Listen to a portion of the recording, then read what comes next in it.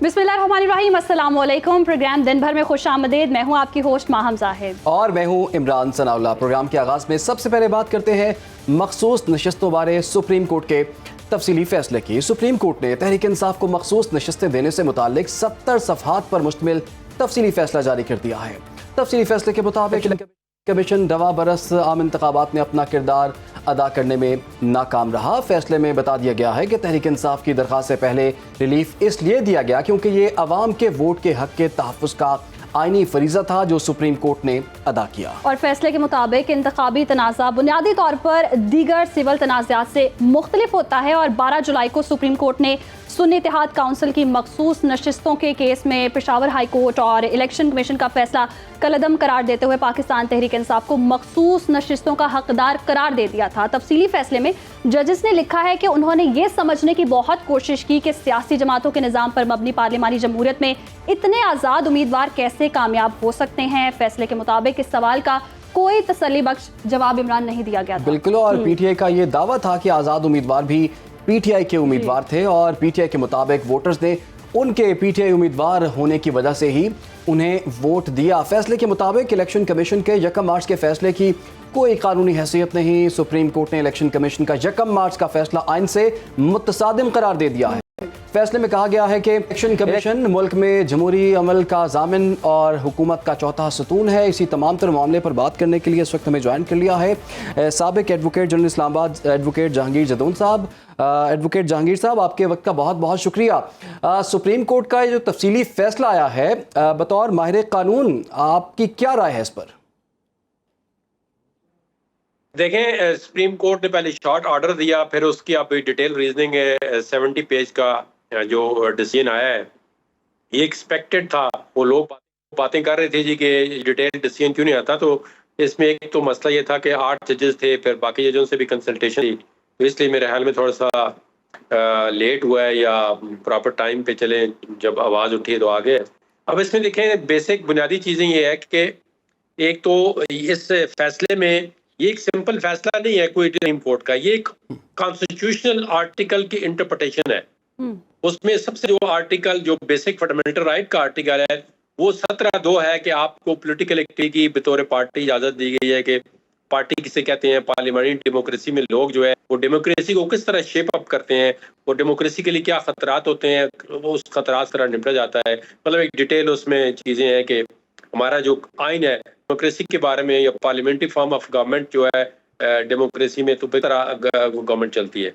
उसके बाद उसी डेमोक्रेसी से कनेक्टेड जो है राइट टू वो है, right of the people to choose their representative. तो उसमें भी उन्होंने फिर गू किया है कि अगर लोगों का एट लार्ज राइट इफेक्ट होता है तो फिर सुप्रीम कोर्ट को इस आर्टिकल को किस तरह इंटरप्रेट करना चाहिए। उसके बाद आर्टिकल 56 है, उसकी सब आर्टिकल 6 और क्लास डी और ई को जो है इंटरप्रेट किया है। फिर इस तरह आर्टिकल 119, 106। तो अब ये कोई ऐसा नहीं है सुप्रीम कोर्ट का के पास एक फैसला दे दिया है। आप इन आर्टिकल की सुप्रीम कोर्ट ने इंटरप्रेशन कर दी है कि इन आर्टिकल का इन लात में ये मकसद था, ये इंटेंशन थी लेजिस्लेचर की, इनका ये मत लिया जाएगा। पूरी कोर्ट में से 8 जजेस ने मुतफिका 8 जजेस का फैसला, बाकी डिसेंटिंग नोट है, लेकिन इसमें जो है ये ज़ाहिर है एक मेजॉरिटी फैसला है और ये पूरी सुप्रीम कोर्ट का फैसला तस्वर होगा।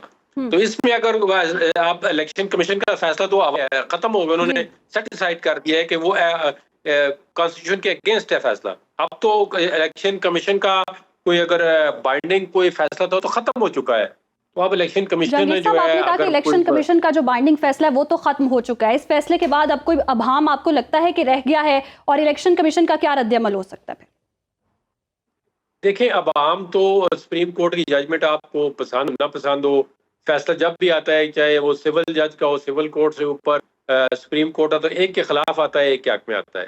लेकिन ये वो रहा है, आप उसको आपको पसंद हो ना पसंद हो, उसका एक आगे तरीक़ाकार होता है। अगर किसी को ये जजमेंट पसंद नहीं है, कहता है जी गलत है या वो इससे एग्री नहीं करता, तो उसका लीगल तरीका ये है कि रिव्यू कर दें। तो रिव्यू में फिर आगे जज बैठेंगे तो फिर उसमें मिलेगी।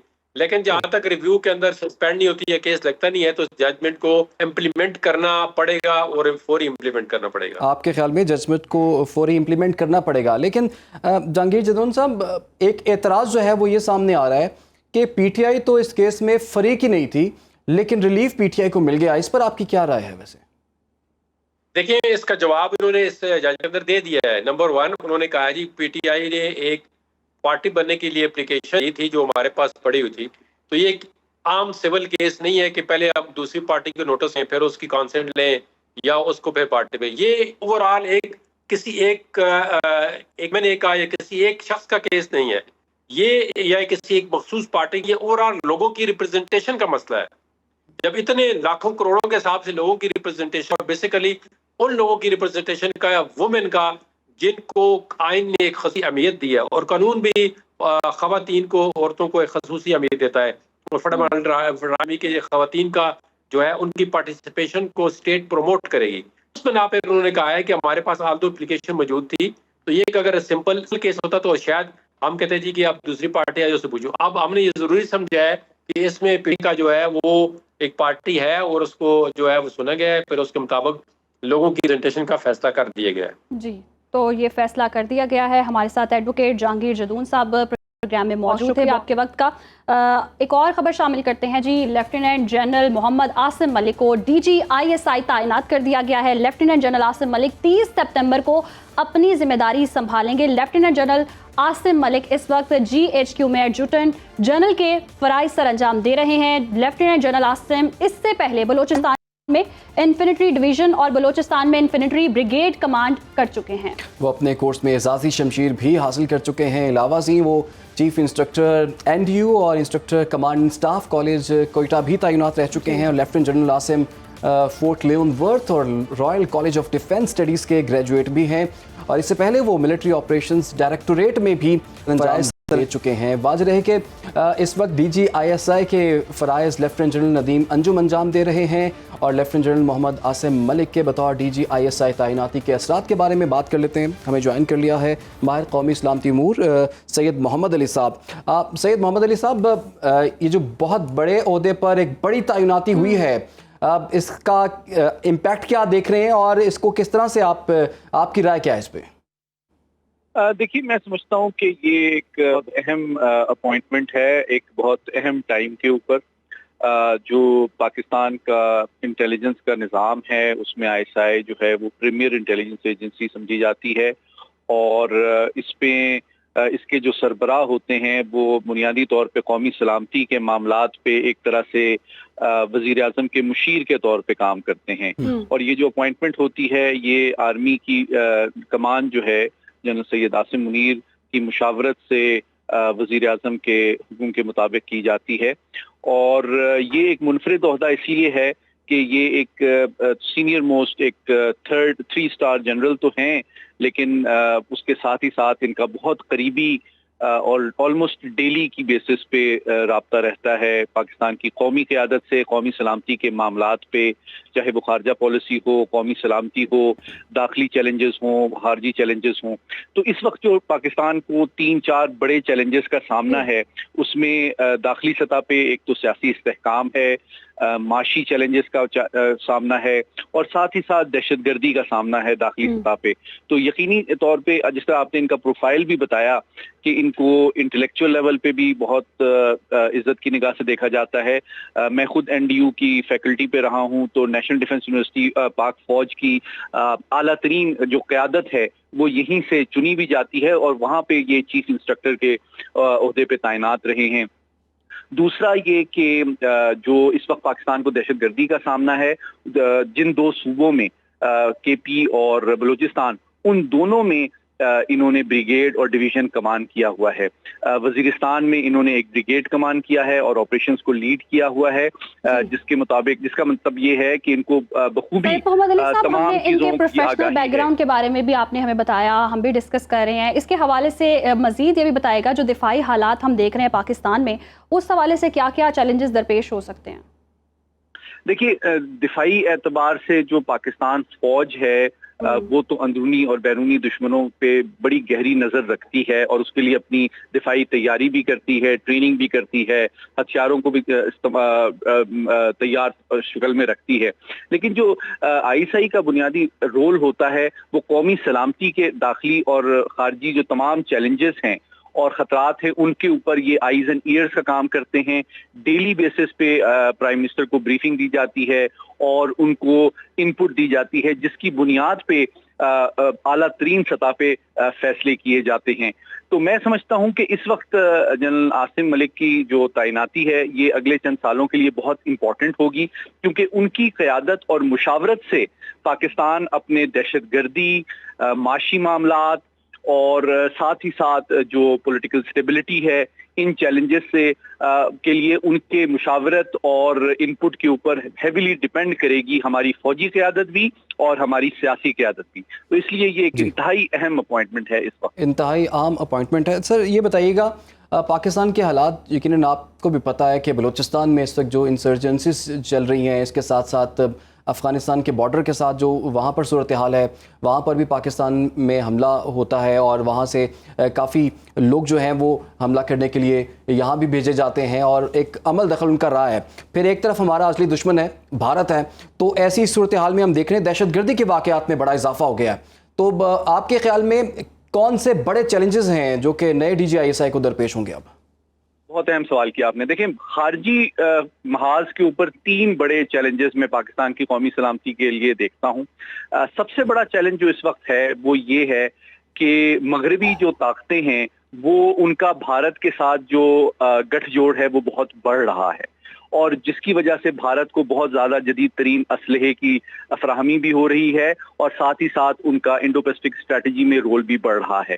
تو اس حوالے سے پاکستان کی جو ایک پازیٹیو ریلیونس ہے اور ساتھ ہی ساتھ چین، روس اور امریکہ کے آپس کے تناؤ کے باوجود ان تمام پاور سینٹر سے مثبت تعلقات استوار رکھنا یہ ایک بڑا چیلنج ہے. آپ کے خیال میں ایک بڑا چیلنج ہوگا. بہت بہت شکریہ آپ کا سید محمد علی صاحب، جو کہ اہم معاملے پر بات بلا شبہ ایک بڑی پوسٹ ہے، ایک بڑی تعیناتی ہے اور خاص طور پر چیلنجز بھی بہت بڑے بڑے ہیں. آگے بڑھتے ہیں جی. ایک بڑی پیش رفت ہوئی ہے اور حکومت نے آئی پی پیز کو خبردار کر دیا ہے کہ حکومت کا یہ کہنا ہے کہ معاہدے ختم کرو یا پھر نتائج بھگتنے کے لیے تیار ہو جاؤ. 1994 کی پاور پالیسی کے تحت قائم 4 آزاد آئی پی پیز اور 2002 پالیسی کے تحت قائم 1 آئی پی پیز کے مالکان کو حکومت نے 2 ٹوک الفاظ میں یہ پیغام دیا ہے. اور عمران رضا کرانہ طور پر بجلی خریداری کے معاہدوں کو منسوخ کر دیں، بجلی دو اور ادائیگی لو کا نظام جو ہے اختیار کریں. حکومت نے ان آئی پی پیز کو وارننگ بھی دی ہے اور ان کے آئی پی پیز 2020 سے لے کر 2024 تک آپریشن اور اس کے حوالے سے جو نام ہیں نقصانات کو غلط طریقے سے ظاہر کر کے اربوں روپے کا ناجائز منافع کما چکے ہیں اور حکومت کو دھوکہ دینے میں ملوث ہیں. یہ آئی پی پیز کیا ہیں اور کب پاکستان میں بنے اور کس طرح کی ملکی معیشت کے لیے نقصانات کا باعث بن رہے ہیں، اس حوالے سے رپورٹ بھی دیکھ لیتے ہیں.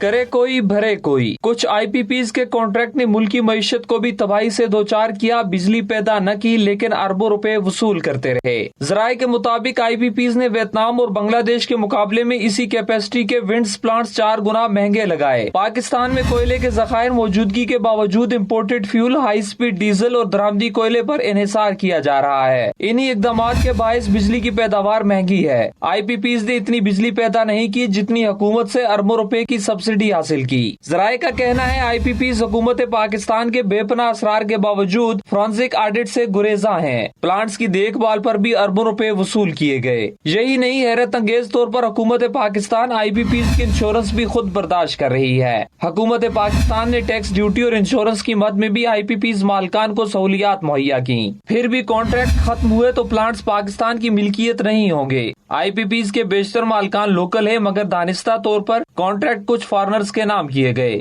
بیشتر آئی پی پیز پر چند بااثر خاندانوں کی اجارہ داری ہے. بالکل، یہ رپورٹ آپ نے ملاحظہ کی ہے اور آپ نے دیکھا ہے کہ آئی پی پیز کا معاملہ بڑا اس وقت گمبھیر صورتحال اختیار کر چکا ہے اور یہی وہ وجہ ہے، یہی وہ آئی پی پیز ہیں جن کی وجہ سے ہم دیکھ رہے ہیں کہ لوگ اتنے بھاری بھرکم بل دے رہے ہیں. اور کچھ آئی پی پیز ایسے ہیں جن میں سے اکثر ایسے بھی ہیں کہ وہ بجلی تو پیدا نہیں کر رہے لیکن ڈھیر سارے اربوں روپے جو ہیں وہ ہر مہینے یا ہر سال جو ہیں وہ لیتے ہیں.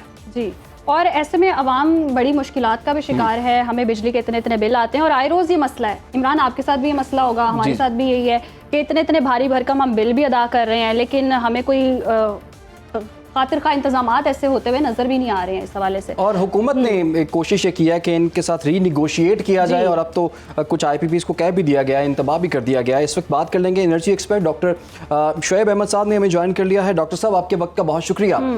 डॉक्टर साहब, जरा हमारे नाज़रीन को आप थोड़ा सा समझा भी दें, बता भी दें, ये IPPs वाला चक्कर है क्या? चूंकि सिर्फ IPPs के लोगों को नाम ही पता है, लेकिन हो ये रहा है कि उसकी बेसिस पर बहुत से लोगों के भारी भरकम बिल आ रहे हैं, हुकूमत पे भी बोझ पैदा हो रहा है। तो ये बताइए, ये रीनिगोशिएट हो सकती है चीज़? जी, मैं बहुत बहुत शुक्रिया। अब ये मौजू ऐसा है कि इतना ज़्यादा तकलीफ देने लग गया है ना, कि जब इस मौजू पर बात होती है तो बहुत ज़्यादा जिसको कहते हैं ना, एक कैफियत, अजीब सी एक बेचैनी की सी कैफियत हो जाती है। और जब आप एक चीज़ को समझ रहे हो, सबसे ज़्यादा दुख ये होता है कि बाज़ दफ़ा ना बहुत से मामलात ऐसे होते हैं कि जिनको आप समझ नहीं रहे होते, और उस पर अगर आपको कोई सुनी सुनाई बात मिलती है ना, तो चले फिर आप आमन्ना और सदकना कर लेते हैं।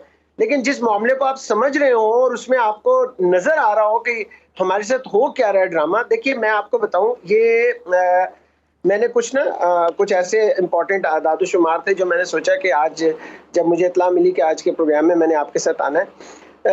एक प्राइवेट फाइनेंशियल इनिशिएटिव है, ये मैं 3-4 दफ़ा इस मौजू पे बात कर चुका हूँ। PFI इसको कहते हैं।